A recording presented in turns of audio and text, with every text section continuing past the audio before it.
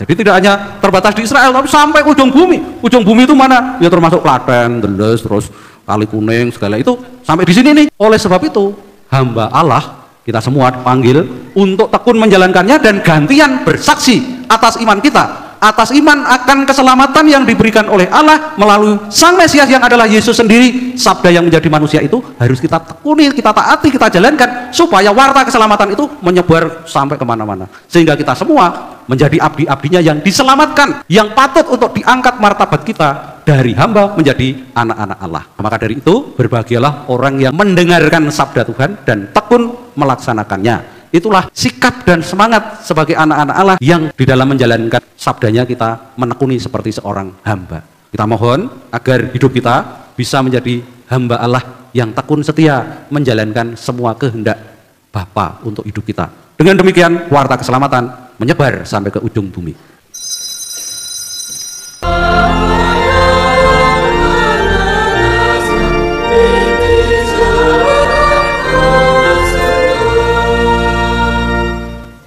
Dalam nama Bapa dan Putera dan Roh Kudus.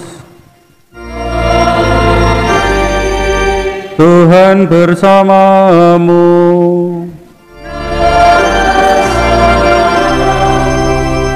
Ibu bapak, saudari-saudara dan anak-anak yang terkasih, selamat pagi berkah dalam. Selamat pagi berkah dalam. Melalui bacaan-bacaan kitab suci, kita akan diajak merenungkan panggilan hidup kita sebagai hamba Tuhan. Saudara-saudari yang terkasih dalam Kristus, Injil yang baru saja kita dengar kutipannya dari Injil Yohanes menceritakan tentang kehadiran Yesus yang ditunjuk oleh Yohanes Pembaptis, diperkenalkan kepada orang banyak sebagai anak domba Allah yang menghapus dosa dunia. Yohanes semula juga tidak tahu tentang Mesias yang ditunggu-tunggu itu siapa, tetapi telah diberikan tandanya oleh Allah sendiri. Jika engkau melihat roh turun seperti burung merpati pada seseorang, dialah itu orang yang akan membaptis dengan Roh Kudus. Nah, pada saat ini kita dengar tentang hal itu.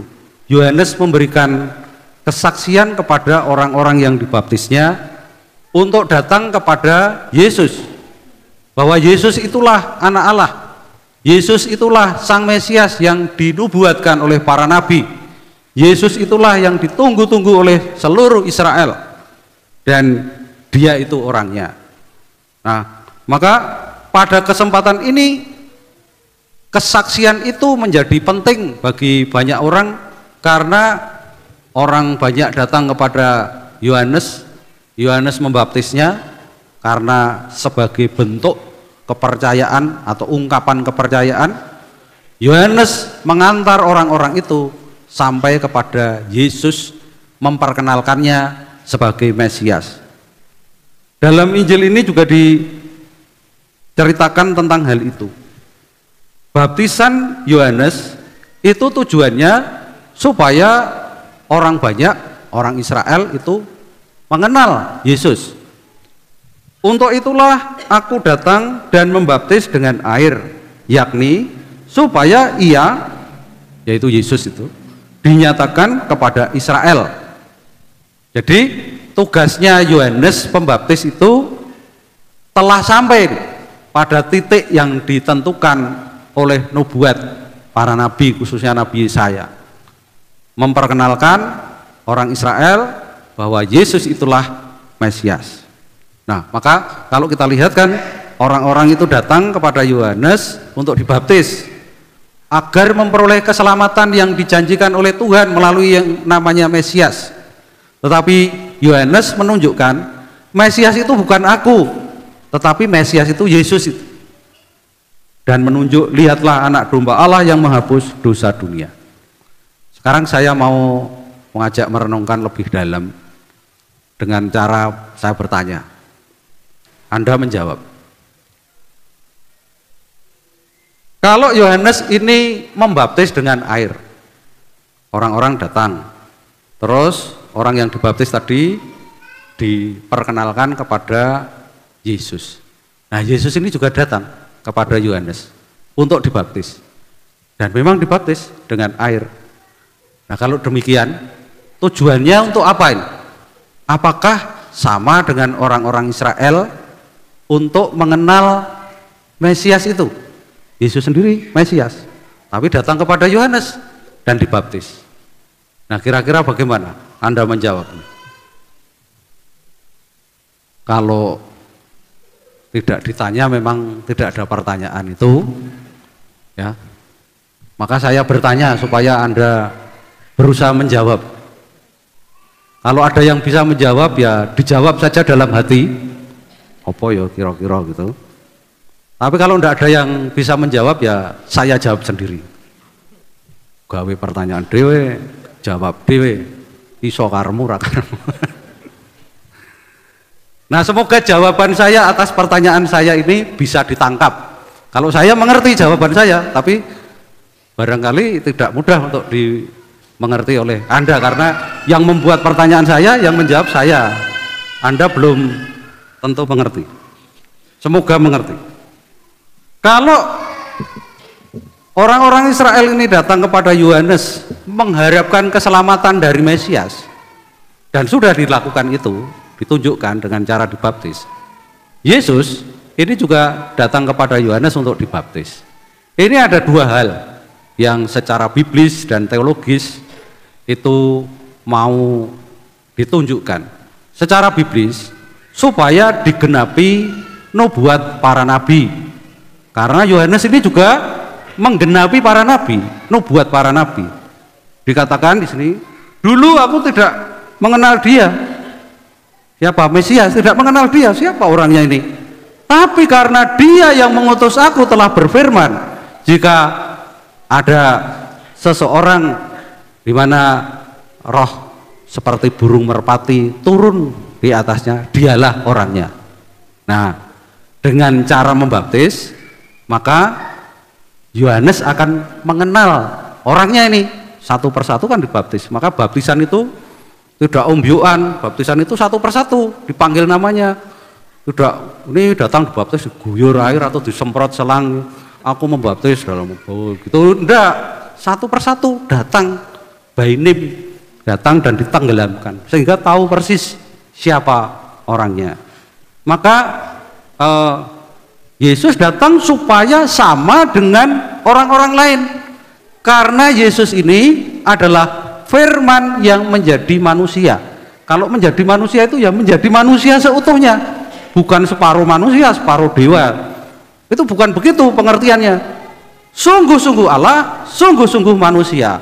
Kalau menjadi manusia ya sama seperti kita, kecuali satu hal yang tidak sama seperti kita. Apa itu?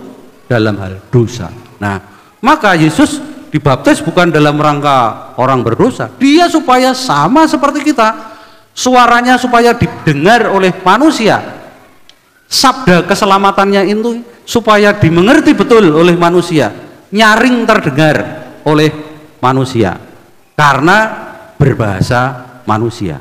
Nah, maka dia datang menggenapi nubuat para nabi secara alkitabiah, supaya nubuat-nubuat para nabi yang telah disabdakan lewat para nabi dalam kitab-kitabnya itu tergenapi hari itu. Yang kedua, secara teologis, Allah sungguh bersolider kepada manusia. Bersolider itu berbela rasa, membela sungguh-sungguh. Dari apa? Dari kematian kekal dan dosa. Allah berpihak kepada manusia. Allah tidak memusuhi manusia, tetapi Allah membelanya. Allah mengangkat derajatnya, sehingga diperlukan solidaritas yang total. Dengan cara bagaimana? Menjadikan sabdanya manusia. Sabda menjadi manusia adalah bentuk bela rasa Allah yang kita rasakan ini kepada kita semua. Sebab kalau Allah tidak membela kita, siapa yang akan membela kita terhadap dosa?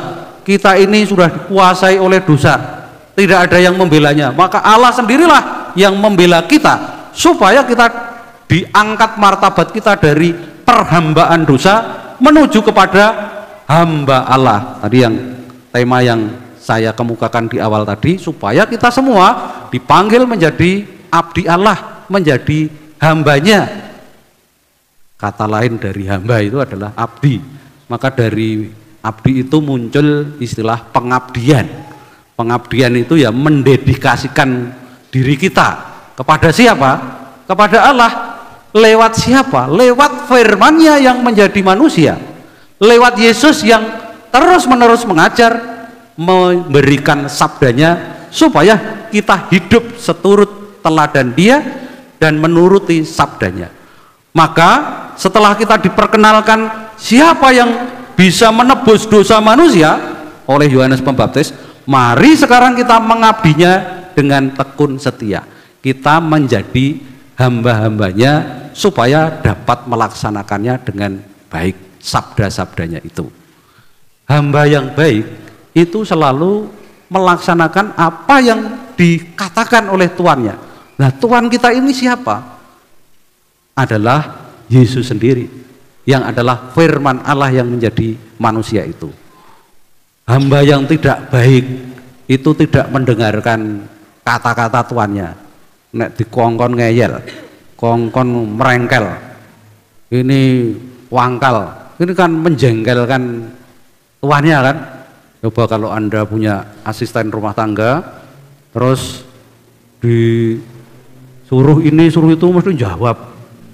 Nah, jawabnya itu bukan jawab ngepenak, tapi jawab menghindar, jawab tidak patuh, mesti lama-lama jengkel. Tetapi kalau ada asisten yang manut, yang tahu apa yang dikehendaki oleh tuannya, wah aku pengen sesuk ngersiki kamar kuwi, burung dikon wis diresiki. Wih, kok ngerti ya?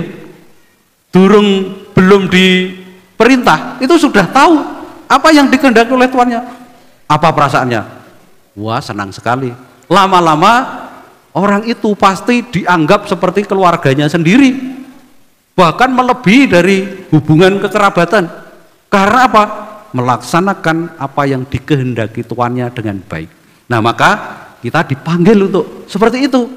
Selain diselamatkan sebagai anak-anaknya, tetapi anak yang mempunyai semangat spiritualitas sebagai hamba, yaitu yang menjalankan kehendak tuannya dengan amat baik, tekun, setia.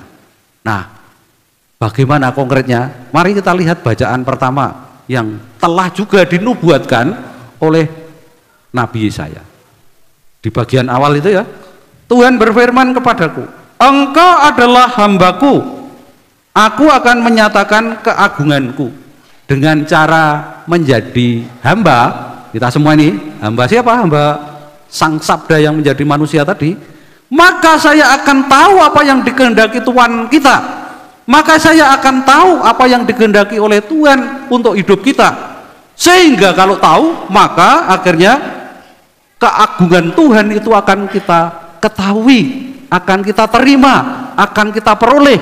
Kalau kita tahu persis, maka saya akan berusaha menjalankannya.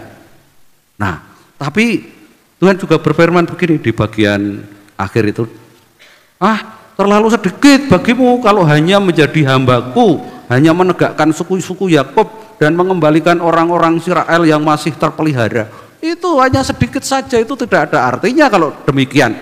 Maka tidak hanya untuk orang Israel. Apa yang dikehendaki? Aku akan membuat engkau menjadi terang bagi bangsa-bangsa, supaya keselamatan yang daripadaku sampai ke ujung bumi. Nah, jadi tidak hanya terbatas di Israel, tapi sampai ke ujung bumi. Ujung bumi itu mana? Ya termasuk Klaten, Deles, terus Kali Kuning, segala itu sampai di sini nih. Oleh sebab itu, hamba Allah kita semua dipanggil untuk tekun menjalankannya dan gantian bersaksi atas iman kita, atas iman akan keselamatan yang diberikan oleh Allah melalui Sang Mesias yang adalah Yesus sendiri. Sabda yang menjadi manusia itu harus kita tekuni, kita taati, kita jalankan, supaya warta keselamatan itu menyebar sampai kemana-mana, sehingga kita semua menjadi abdi-abdinya yang diselamatkan, yang patut untuk diangkat martabat kita dari hamba menjadi anak-anak Allah. Nah, maka dari itu berbahagialah orang yang mendengarkan sabda Tuhan dan tekun melaksanakannya. Itulah sikap dan semangat sebagai anak-anak Allah yang di dalam menjalankan sabdanya kita menekuni seperti seorang hamba. Kita mohon agar hidup kita bisa menjadi hamba Allah yang tekun setia menjalankan semua kehendak Bapa untuk hidup kita. Dengan demikian warta keselamatan menyebar sampai ke ujung bumi. Tuhan dimuliakan di dalam hidup kita sekarang dan selama-lamanya. Amin. Agunglah misteri iman kita.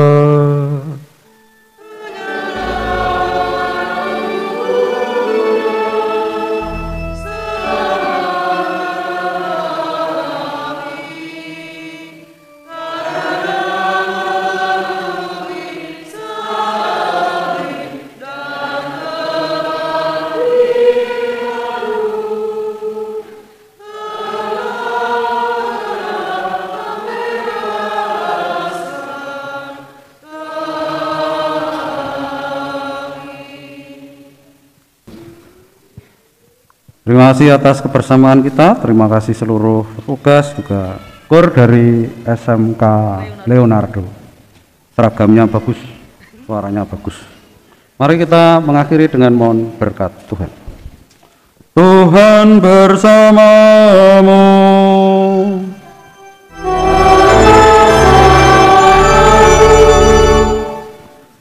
Semoga Allah yang Maha Kuasa memberkati saudara sekalian, Bapa dan Putra dan Roh Kudus. Saudara-saudari, pergilah misa sudah selesai.